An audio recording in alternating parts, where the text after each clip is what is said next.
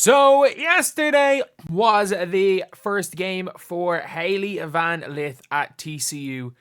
And to say she kind of lived up to expectations is kind of an understatement. An understatement, honestly. I thought she was very, very good, especially in the first half. Her and obviously the big they have. What's her name?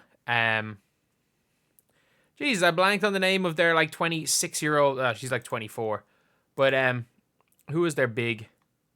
Sedona Prince. The two of them just absolutely dominated against Houston Christian University, and I didn't realize which. I assume is Enya back. I'm trying to forget. This is one of the McGuire sisters, Erin McGuire. She's only a sophomore. Wow. Yeah. So we got one Irish player on the floor, just like we saw in the Cooper Flag game when Killian Gribben was on the floor. But obviously, this was a blowout from early. Hailey Van Lith and Sedona Prince combined for 23 points in the first quarter. If you're looking at Van Lith, you can see it there. You can see really what she didn't do at LSU. She was told to be that point guard. But you can see that she's just a bucket. She's much more Kelsey Mitchell than she is Caitlin Clark. For lack of a better word, obviously people will know. She's a bucket. She is a flat out scorer. And she's difficult to guard because I get it, she is undersized at 5'8", but she can score from the mid, she can attack the basket, she can hit the three. She's just a hooper. She is just a pure hooper.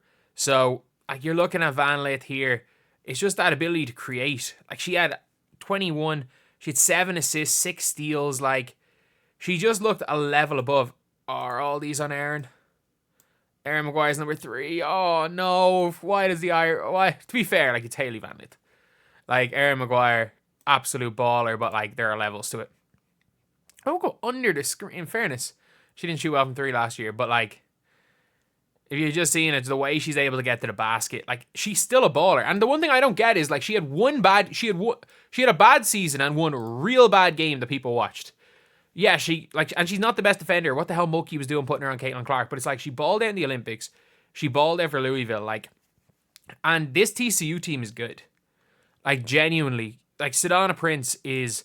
And the funniest thing is, I'm pretty sure she has another year. I'm pretty sure she has a COVID year.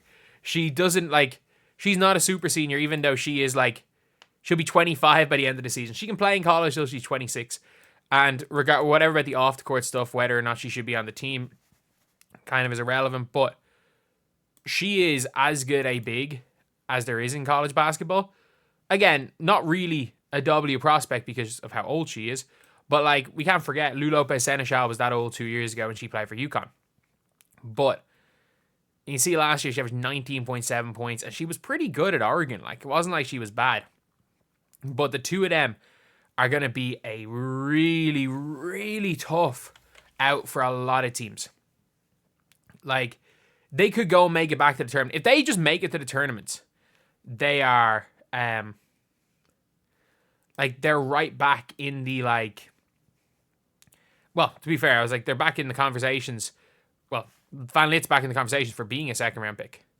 Hailey Van Lith, she's listed, she is not 5'9". But even though it was a bad season, you also have to look at her stats every year. Other than that, an off year at Louisville, where she shot bad. She was bad at Louisville. She can still hoop. She averaged 19... Or say not Louisville, for LSU. She averaged 19.7 on a good at Louisville team. And that's not easy to do. And again, her first game is playing in TCU. There's space. She's got a good big.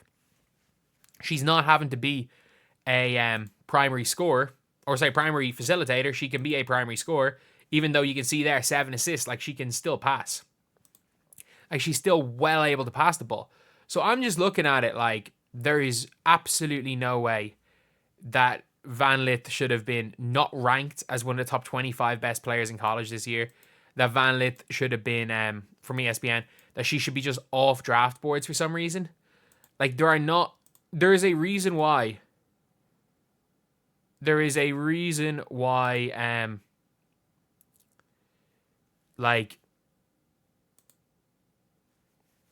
she was considered a first-round pick up to a point.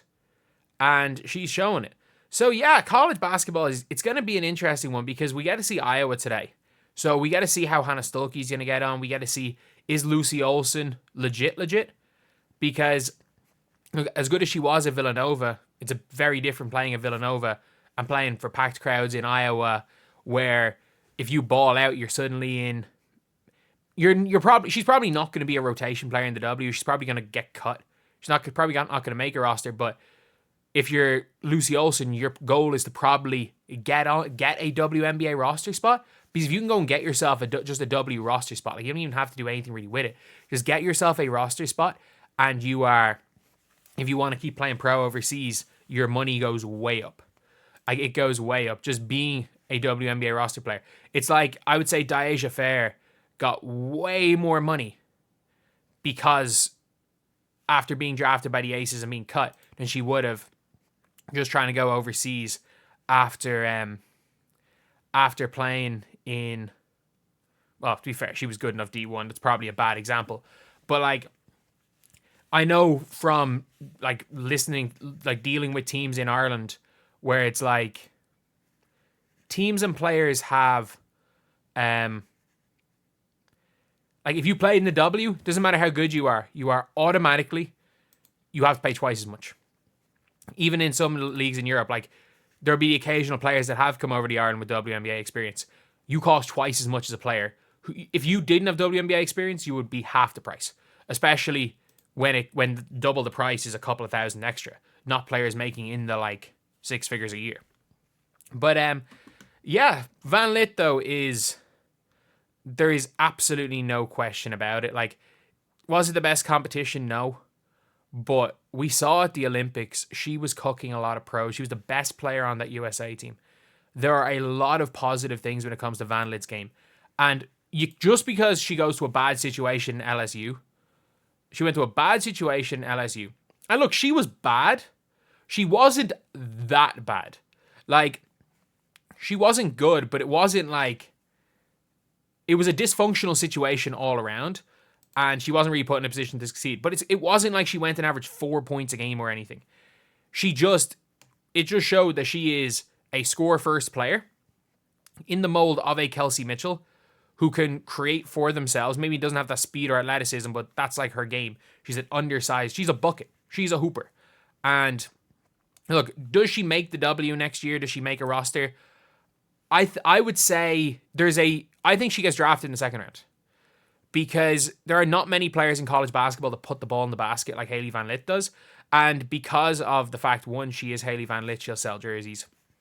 Two, we've seen it for Team USA's growing up. We saw it for Louisville. We saw it for Team USA at the Olympics in 3-on-3. She can get buckets in isolation and one-on-one against some of the best players in the world. So yeah, I think almost certainly she's going to be in the league.